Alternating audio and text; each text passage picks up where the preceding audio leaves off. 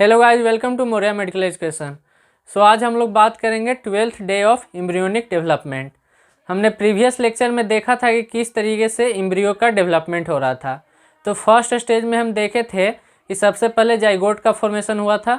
Zygote जो है morula cell में डेवलप हुआ। मोरूला सेल ब्लास्टोसिस्ट सेल में डेवलप हुई थी और ब्लास्टोसिस्ट सेल जो है दो पार्ट में डिवाइड हुई थी, इनर सेल मास और आउटर सेल मास।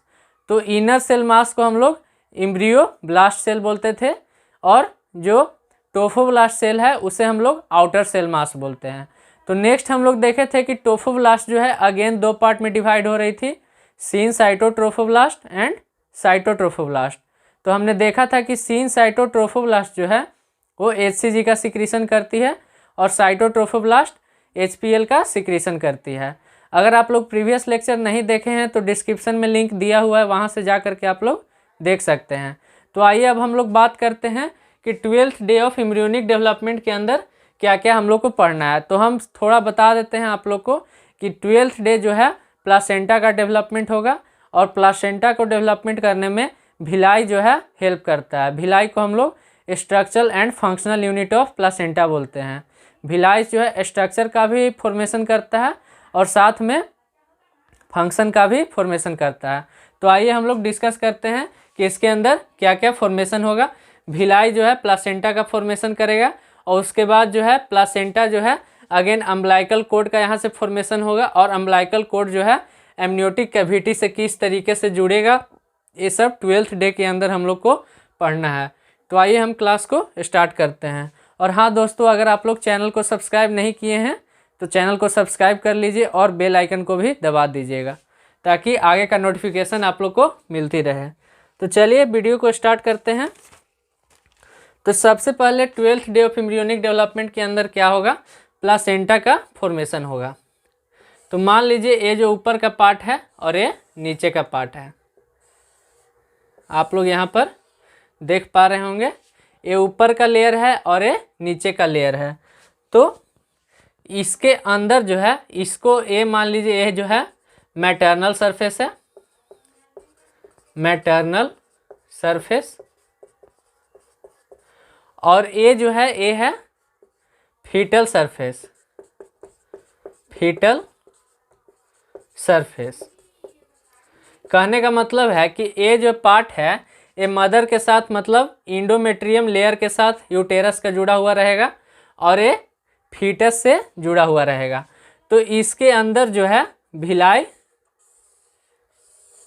प्रेजेंट होते हैं। ये क्या है, तो भिलाई है। अब कोई भी क्वेश्चन करता है कि ये भिलाई क्या होता है, तो भिलाई के बारे में आप लोग को बताना होगा कि एक मेम्ब्रेन लाइक स्ट्रक्चर होती है जो कि इसके अंदर जो है प्रेजेंट होती है। इसके बारे में आगे हम लोग और डिटेल में पढ़ेंगे। तो इसका अगर हम लोग बात करें कि इसका काम क्या होता है, तो अगर इसका हम लोग फंक्शन की बात करें, भिलाई का फंक्शन क्या होता है, तो ये सर्कुलेशन में हेल्प करता है, हेल्प इन सर्कुलेशन। और भिलाई को हम लोग क्या बोलते हैं, तो it is the structural and functional unit of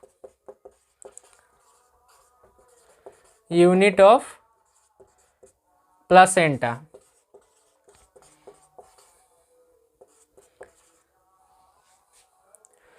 तो भिलाई क्या है, तो structural and functional unit of placenta है। मतलब भिलाई जो है प्लासेंटा के स्ट्रक्चर को भी बनाने में हेल्प करता है, प्लस में फंक्शन में भी हेल्प करता है। तो इसके आगे हम लोग अब बात करते हैं। और इसके बारे में एक और चीज़ आप लोग याद रखिएगा, भिलाई क्या है, तो एक कनेक्शन है। हम लोग यहाँ पर देख रहे हैं कि कनेक्शन है मैटरनल और फीटल के बीच। तो हम लोग लिख सकते हैं कि it is the connection between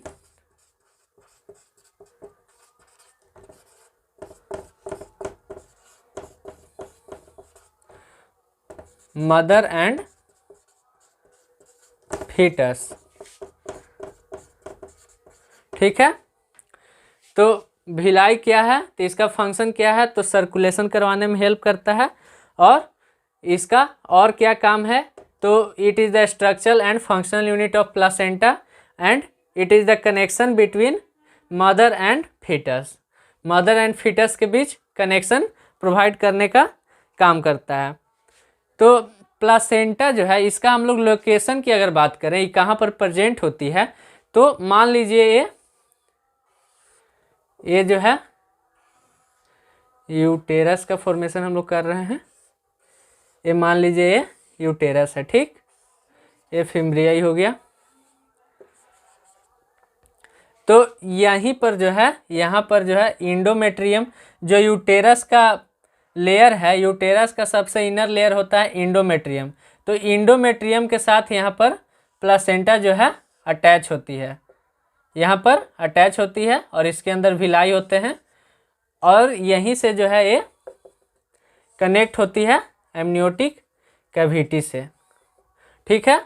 तो लोकेशन यहीं पर प्लासेंटा जो है अटैच होता है, यहाँ से अम्बिलिकल कॉर्ड से यहाँ पर एमनियोटिक कैविटी या सैक से, और योग से किसके अंदर प्रेजेंट होता है, इससे अटैच होता है। तो ये लोकेशन की बात हो गई। अब हम लोग आगे बात करते हैं टाइप्स ऑफ भिलाई। याद रखिएगा, भिलाई के 3 टाइप्स होते हैं। भिलाई के 3 टाइप्स होते हैं, प्राइमरी, सेकेंडरी एंड टर्शियरी। तो आइए हम लोग आगे अब इसको डिटेल में स्टडी करते हैं। तो इतना चीज़ आप लोग का क्लियर हो गया होगा कि 12th day of embryonic development के स्टेज में सबसे पहले क्या होता है, तो भिलाई का फॉर्मेशन होता है। भिलाई क्या करता है, तो भिलाई जो है सर्कुलेशन में हेल्प करता है, प्लस में it is the structural and functional unit of placenta. और ये भिलाई जो है कनेक्शन प्रोवाइड करता है मैटरनल और फीटल के बीच, मतलब मदर और फीटस के बीच। इसका लोकेशन कहाँ होता है, तो यूटेरस में, जो इसका इंडोमेट्रियम लेयर होता है उसके साथ अटैच होता है, और वहीं से अम्बिलिकल कॉर्ड के साथ पेल्विक कैविटी के अंदर यूटेरस में एमनियोटिक सैक प्रेजेंट होता है, और इसी के अंदर योग सैक होता है जो कि बेबी का फॉर्मेशन करता है। अब हम लोग बात करते हैं फंक्शन ऑफ भिलाई का बात हो गया। अब हम लोग टाइप्स की बात करते हैं। भिलाई जो है कितने टाइप्स की होती है, तो भिलाई जो है 3 टाइप्स की होती है। कौन कौन सी होती है, तो फर्स्ट जो है primary Bhilai, and second one की बात करें तो secondary Bhilai, secondary Bhilai, and third one की बात करें तो टर्शियरी भिलाई। यहाँ तक आप लोग क्लियर होगा कि भिलाई जो है 3 टाइप्स के होते हैं। फर्स्ट है हमारा प्राइमरी भिलाई, सेकेंड वन है सेकेंडरी भिलाई, एंड टर्शियरी जो है थर्ड वन है टर्शियरी भिलाई। तो प्राइमरी भिलाई जो है इसका फॉर्मेशन कब होता है, 12th day of embryonic development, मतलब 12वां दिन प्राइमरी भिलाई का फॉर्मेशन होता है। एंड सेकेंडरी भिलाई की बात करें तो 16th day of embryonic Bhilai, and tertiary Bhilai की बात करें तो 21st day of tertiary Bhilai. यहाँ तक क्लियर हो गया होगा। अब हम लोग बात करते हैं कि ये कहाँ पर प्रेजेंट होती है, इसका आखिर लोकेशन कहाँ पर है। तो कोई भी पूछता है कि भिलाई का जो है प्राइमरी भिलाई का फॉर्मेशन कब होगा, तो 12th day of embryonic development पर होगा। सेकेंडरी भिलाई का फॉर्मेशन कब होगा, तो 16 डे पर होगा। और टर्शियरी भिलाई का फॉर्मेशन कब होगा, तो 21st डे पर होगा। और अगर हम लोग इसकी लोकेशन की बात करते हैं तो ये कनेक्शन होता है मेजेनकाइमा के बीच, कनेक्शन बिटवीन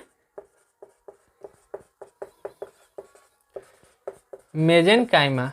आप लोग को हम आगे बताएंगे कि मेजेनकाइमा कहाँ पर होता है, कैसा क्या होता है, इसके लिए आप लोग टेंशन नहीं लीजिएगा।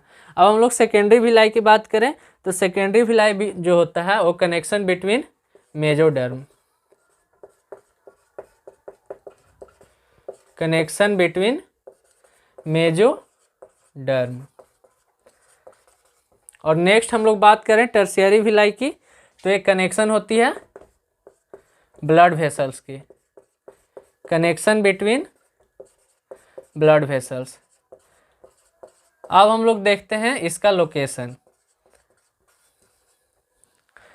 मान लीजिए ये प्लासेंटा है, ठीक ठीक, ये प्लासेंटा है, इसके अंदर भिलाई प्रेजेंट है, ठीक, भिलाई प्रेजेंट है। तो ये हमारा हो गया, जो ये है मैटरनल सरफेस, जो कि इंडोमेट्रियम लेयर से जुड़ा हुआ यूटेरस का मैटरनल सरफेस, आप लोग समझ रहे होंगे। और ये जो है ये फीटल सरफेस है, तो इसमें लेयर प्रेजेंट होते हैं। ये मेन चीज़ आप लोग को जानना बहुत ज़रूरी है। इसके अंदर जो है, इस लेयर को हम लोग बोलते हैं syncytiotrophoblast, syncytiotrophoblast. And second one जो लेयर है हमारा, इसे हम बोलते हैं साइटोट्रोफोब्लास्ट। इसको यहाँ पर हम मेंशन कर दे रहे हैं, साइटोट्रोफोब्लास्ट। आप लोग को हम बताए थे कि सिनसाइटोट्रोफोब्लास्ट और साइटोट्रोफोब्लास्ट कहाँ होता है। अब आप लोग कमेंट करके हमको बताइए कि सिनसाइटोट्रोफोब्लास्ट और साइटोट्रोफोब्लास्ट कौन सा हार्मोन को रिलीज करता है, क्योंकि हम प्रीवियस लेक्चर में बताए हैं, वहाँ पर जाकर आप लोग लिंक डिस्क्रिप्शन में दिया हुआ है, वहाँ जा कर के देख सकते हैं। तो सिनसाइटोट्रोफोब्लास्ट जो है, बता देते हैं एक बार, देख लीजिए आप लोग। सिनसाइटोट्रोफोब्लास्ट जो है HCG का सिक्रीशन करती थी, ह्यूमन कोरियोनिक गोनेडोट्रोपिन हार्मोन। ये क्या करती है, तो ये स्टिमुलेट करती है, stimulate corpus luteum, corpus luteum को स्टिमुलेट करती है। अब बात आती है कि कॉर्पस लूटियम को स्टिमुलेट आखिर क्यों करती है, ताकि प्रोजेस्टेरोन का सिक्रीशन बढ़ सके। तो प्रोजेस्टेरोन का सिक्रीशन बढ़ने से क्या होगा, प्रेगनेंसी जो है मेंटेन रहेगी, ज़्यादा दिन तक ड्यूरेशन बढ़ जाएगा।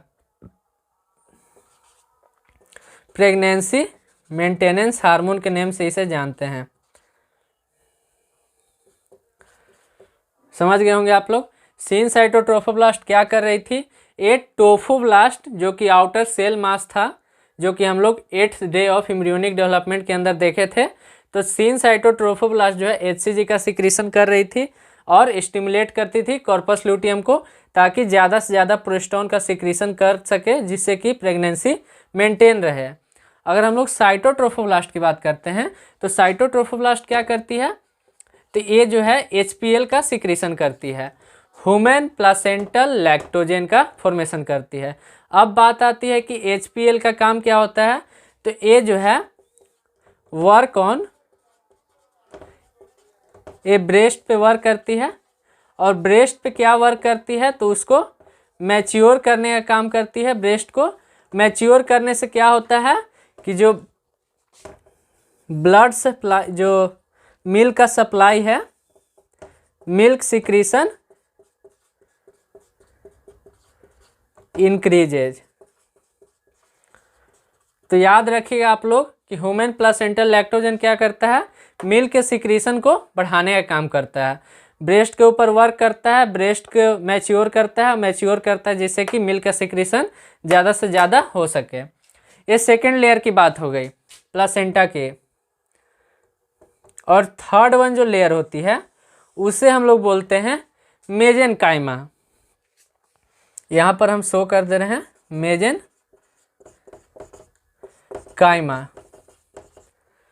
एक जगह और आया था मेजेनकाइमा, अब आप लोग क्लियर हो गया होगा कि क्या है। देखिए यहाँ पर कनेक्शन बिटवीन मेजेनकाइमा, एंड इसके बाद जो लेयर आती है उसे हम लोग बोलते हैं मेसोडर्म। ये लेयर है मेसोडर्म। और लास्ट वन एक लेयर होती है जो होती है ये ब्लड वेसल्स, लास्ट वन होती है ब्लड वेसल्स। तो यहाँ तक आप लोग क्लियर होगा। प्लासेंटा की लेयर की बात करें तो सब फर्स्ट लेयर है सिनसाइटोट्रोफोब्लास्ट, जो कि HCG का सिक्रीशन करती है। तो HCG क्या करती है, कॉर्पस लूटियम को स्टिमुलेट करती है जिससे कि प्रोजेस्टेरोन का सिक्रीशन ज़्यादा से ज़्यादा हो सके, जिससे कि प्रेगनेंसी मेंटेन रहे।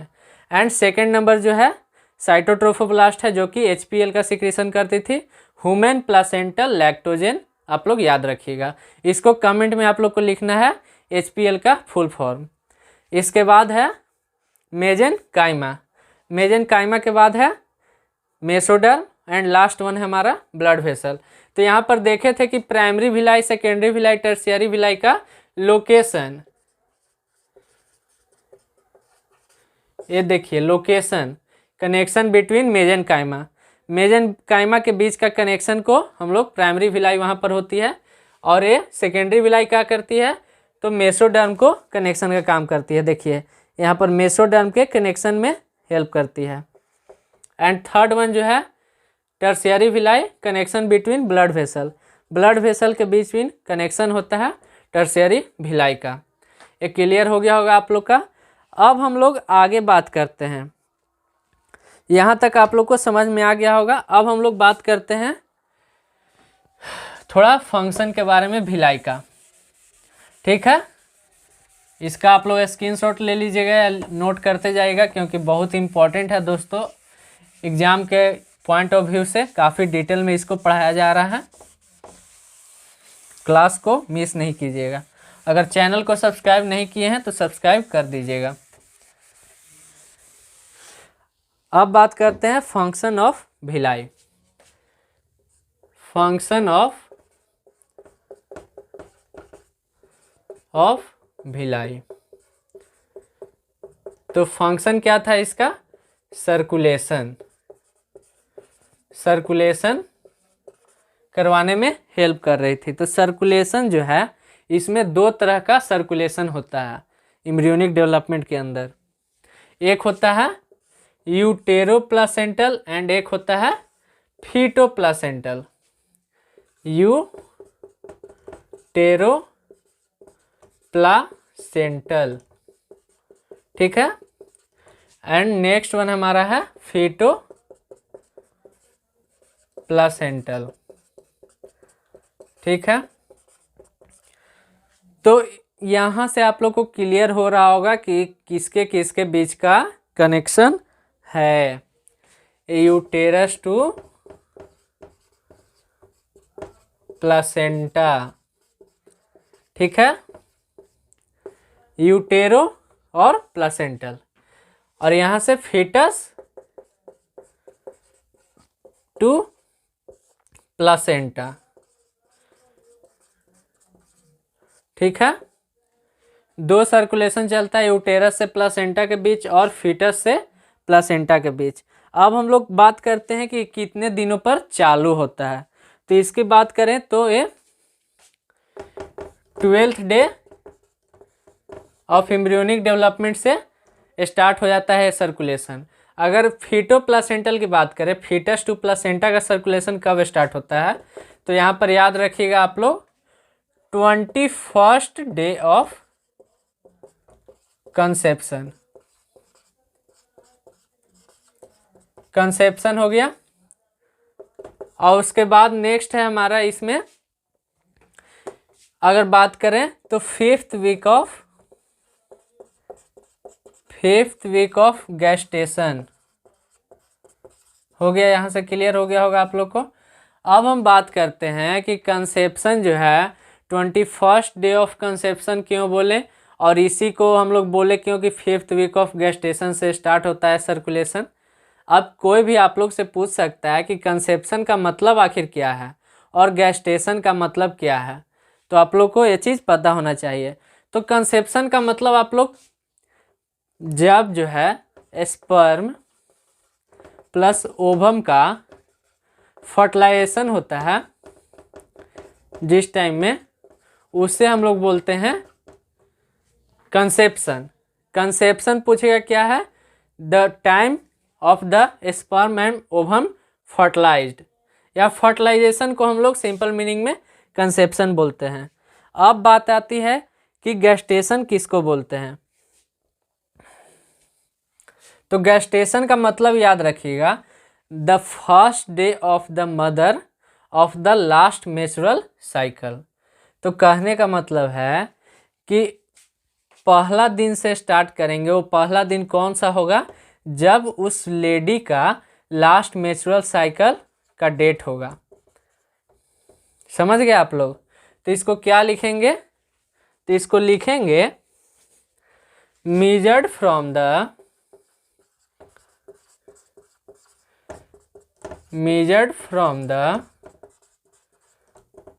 first day of mother from the last menstrual cycle.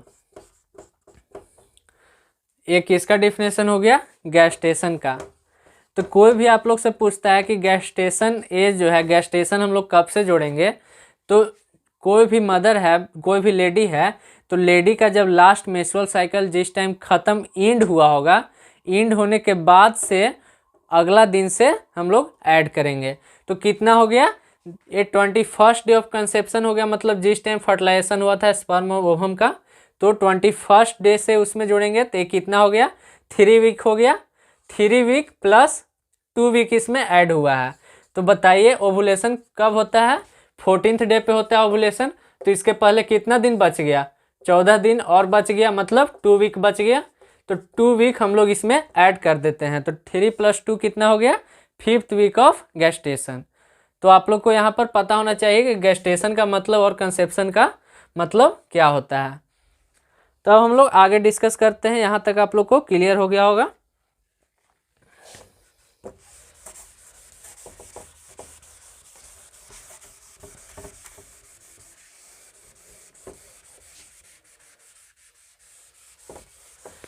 अब आगे की कहानी देखिए दोस्तों। आगे की कहानी है, अब बात करते हैं कि फीटल का जो हार्ट है, हार्ट साउंड कब अपीयर होता है। तो ये चीज़ आप लोग याद रखिएगा कि 21st डे से जो है हार्ट साउंड जो है अपीयर हो जाता है। तो 21st day of conception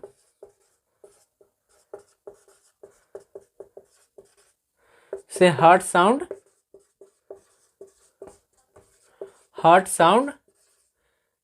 appear. आप लोग सुन सकते हैं हार्ट साउंड को किसके थ्रू सुन सकते हैं? बाय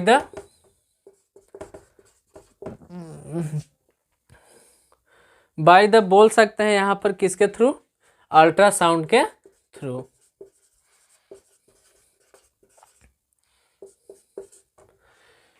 तो अब कोई भी पूछेगा कि हार्ट साउंड कब अपीयर होती है, कब आप फीटल का हार्ट जो है साउंड सुन सकते हैं पहली बार, तो ये हम लोग सुन सकते हैं कब? 21st day of conception. किसके थ्रू सुन सकते हैं? तो अल्ट्रासाउंड के द्वारा हम लोग बच्चा का हार्ट के साउंड हम लोग सुन सकते हैं 21st डे ऑफ कंसेप्शन। या फिर हम क्या बोले, और क्या बोल सकते हैं? 5th week of gestation. दोनों का डेट जो है सेम ही आएगा। गैस्टेशन में क्या होता है कि 2 वीक और पीछे वाला ऐड हो जाता है, लास्ट मेंस्ट्रुअल साइकिल से हम लोग इसमें लेते हैं। तो 3 + 2 कितना हो गया? 5 वीक हो गया। और यहाँ पर जो है 21st डे 3 वीक था। ठीक है। तो कोई भी पूछेगा कि बच्चा जो है फीटल का हार्ट साउंड कब अपीयर होता है, तो ये अपीयर होता है 21st डे ऑफ कंसेप्शन या फिर 5th week of gestation period. और किसके थ्रू सुन सकते हैं? तो अल्ट्रासाउंड के द्वारा हम लोग उसका हार्ट का साउंड सुन सकते हैं। तो अब हम लोग आगे बात करते हैं। और एक चीज़ और आप लोग को पता होना चाहिए कि जैसा कि लोग बोलते हैं कि मदर का जो ब्लड है वो बच्चा के अंदर जाता है, तो एक कभी भी आप लोग याद रखिएगा कि मदर का जो ब्लड है कभी बच्चा के अंदर नहीं जाता है। बस उसका ब्लड का जो है कंपोनेंट्स, माँ का कंपोनेंट्स जो है बच्चा के अंदर जाता है। जैसे हो गया इंट्रिंसिक फैक्टर, हो गया आपका इंट्रिंसिक फैक्टर हो गया, इसको हम यहाँ पर क्लियर लिखते हैं। ओनली जो है only components goes to fetus by the mother। तो कंपोनेंट्स कौन कौन से हो सकते हैं? तो कंपोनेंट्स में आपका जैसे हो गया आयरन हो गया, प्रोटीन्स हो गया, विटामिन B9 विटामिन 9 हो गया, और विटामिन B12 हो गया, विटामिन 9 भी बोल सकते हैं, फिर विटामिन 12 भी जाता है प्लस में, और क्या जाएगा तो और इंट्रिंसिक फैक्टर, इंट्रिंसिक फैक्टर, ये सब कंपोनेंट्स है जो कि जाता है मदर से बेबी के अंदर। और क्या जाता है? हार्मोन। तो इतना आप लोग को क्लियर होना चाहिए कि कभी भी जो है मदर के ब्लड जो है बच्चे में नहीं जाता है, क्या जाता है तो उसका ओनली कंपोनेंट्स जाता है। तो कंपोनेंट में क्या क्या जाता है? तो आयरन जाता है, प्रोटीन जाता है, उसके बाद विटामिन जाते हैं, हार्मोन जाते हैं, फिर इंट्रिंसिक फैक्टर कुछ कुछ जाते हैं बच्चे के अंदर, जो कि डेवलपमेंट काउज करता है, डेवलपमेंट करवाने में हेल्प हो करते हैं। अब हम लोग आगे बात करते हैं 12th डे के अंदर क्या क्या होता है।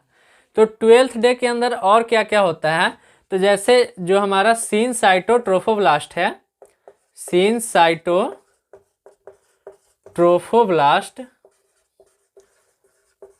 एंड साइटोट्रोफोब्लास्ट, तो ये दोनों जो सेल है वो दोनों सेल जो है मिल करके फॉर्मेशन करता है मेजन काइमा का। ये दोनों जो है मिल करके, दोनों लेयर जो है मिल करके डेवलप करता है मेजन काइमा का। यहाँ पे लिख देते हैं बोथ लेयर डेवलप मेजन काइमा। अब हम लोग आगे बात करते हैं जो मेजन काइमा है, ये अब फॉर्मेशन करता है, इट आल्सो मेड कोरियोन। आप लोग नेम सुने होंगे कोरियोन का। तो कोरियोन आप लोग याद रखिएगा, ये 3 लेयर से मिल करके बना हुआ है। इसे हम लोग बोलते हैं it is the group of 3 layer. यहाँ पर लिख देते हैं it is the group of 3 layer. तो यहाँ से आप लोग क्लियर हो जाएगा। कोई भी पूछता है कि कोरियोन जो है कौन कौन से लेयर से मिल करके बना हुआ है, तो सिनसाइटोट्रोफोब्लास्ट, साइटोट्रोफोब्लास्ट एंड मेजन काइमा, ये 3 लेयर से मिल करके कोरियोन का फॉर्मेशन हुआ है। अब बात करते हैं कि कोरियोन जो है कहाँ पर प्रेजेंट होता है। तो कोरियोन हमने देखा था एक टाइप का मेम्ब्रेनस स्ट्रक्चर होता है, जैसे ये प्लासेंटा है, तो प्लासेंटा में देखे थे कि यहाँ पर सिनसाइटोट्रोफोब्लास्ट, साइटोट्रोफोब्लास्ट और मेजेनकाइमा प्रेजेंट था। इसके बाद था हमारा मेसोडर्म था, ब्लड वेसल्स था। तो ये 3 जो लेयर है, ये 3 लेयर को मिला करके हम लोग कोरियोन नेम देते हैं। तो ये मेम्ब्रेनस एक स्ट्रक्चर होती है जो कि प्लासेंटा के सराउंडिंग में प्रेजेंट होती है। तो कोरियोन कोई भी पूछेगा क्या है, तो एक मेम्ब्रेनस स्ट्रक्चर है जो कि प्लासेंटा के सराउंडिंग में प्रेजेंट होती है। ये 3 लेयर से मिल करके बनी हुई है। अब कोई भी पूछता है कि आखिर जो है कोरियोन होता क्या है, कोरियोन का फंक्शन क्या है, तो कोरियोन का फंक्शन यही है कि किस तरीके से जो है ये गैसियस एक्सचेंज में हेल्प करती है, प्लस में न्यूट्रिशन प्रोवाइड में हेल्प करती है, और जो भी वेस्ट प्रोडक्ट है उसको रोकने का काम करती है। ये जो है प्लासेंटा में जाने, प्लासेंटा से जो है अम्बिलिकल कॉर्ड में नहीं जाने देती है। तो कोरियोन जो है 3 लेयर से मिल करके बना हुआ है, प्लस में क्या है एक मेम्ब्रेनस स्ट्रक्चर है जो कि प्लासेंटा के सराउंडिंग में प्रेजेंट होती है, और इसका फंक्शन क्या है, तो ये न्यूट्रिशन प्रोवाइड करती है और एक्सचेंज में मदद करती है, और प्लस में वेस्ट प्रोडक्ट को रोकने का काम करती है। तो यहाँ तक आप लोग को क्लियर हो गया होगा। अब हम लोग बात करते हैं आगे मेजेनकाइमा का काम क्या है। तो मेजेनकाइमा जो है डेवलप करती है एक hang and condense like structure. It develop hang and condense structure. एक हैंग एंड कंडेंस एक स्ट्रक्चर डेवलप करती है कौन? तो मेजेनकाइमा। और फिर जो है ये डेवलप हो जाती है बॉडी स्टाल्क में। Body stalk develop into body stalk. तो बॉडी स्टाल्क में डेवलप हो गई। अब आगे ये जो है दो पार्ट में डिवाइड हो जाती है। एक को हम लोग बोलते हैं योक सेक एंड सेकंड को बोलते हैं एमनियोटिक सैक। तो ये क्या है? तो आप लोगों को पता होना चाहिए। ये एमनियोटिक सैक है मान लीजिए। तो एमनियोटिक सैक के अंदर एमनियोटिक फ्लूइड प्रेजेंट रहेगा। एमनियोटिक फ्लूइड के अंदर जो है योक सैक प्रेजेंट होता है। ये योक सैक हो गया, ये फ्लूइड हो गया एमनियोटिक फ्लूइड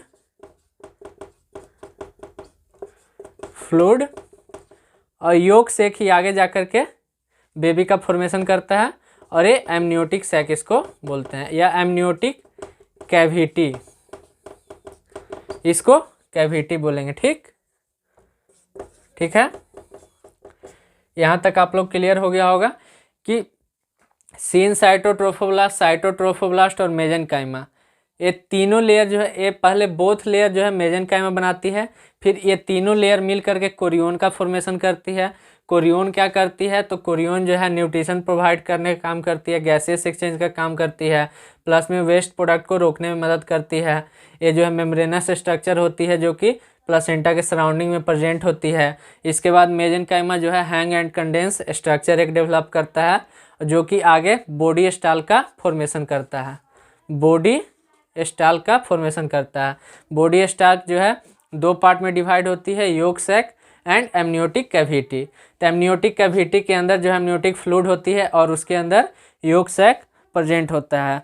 अब हम लोग आगे बात करते हैं कि हैंग एंड कंडेंस जो स्ट्रक्चर है, ये जो है आगे जो है यही जो है डेवलप करती है अम्बिलाइकल कॉर्ड का।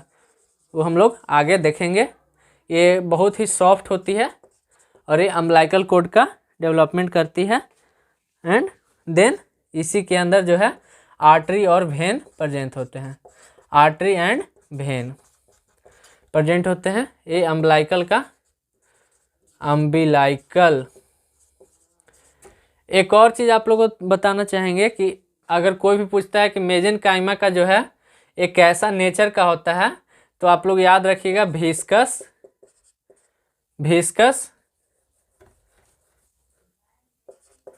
विस्कस एंड म्यूक्वाइड लेयर की नेचर की होती है।